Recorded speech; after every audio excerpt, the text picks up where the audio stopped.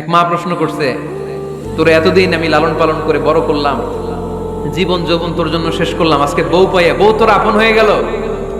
এবার ছেলে উত্তর দিছে, মা আমার মুখ থেকে মা ডাক শোনার জন্য তুমি কি কষ্টটাই না করছো জীবনে।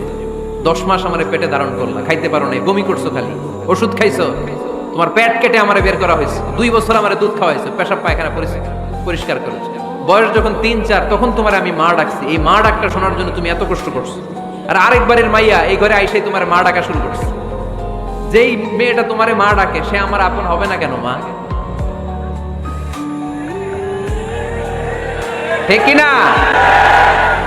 এই মা ডাক শোনার জন্য তুমি এত কষ্ট করলা, আমার লালন পালন করলা, 10 মাস পেটে ধরলা, পেশাব পায়খানা পরিষ্কার করলা, এরপরে মা ডাক শুনতে পারছো। আর আরেকবারের মেয়ে জানা নাই চিনা নাই এসেই তোমার ডাকা শুরু করছে মা। তো যে আমার মারে মা ডাকে তার স্থান তো আমার কলিজায়, ঠিক কিনা?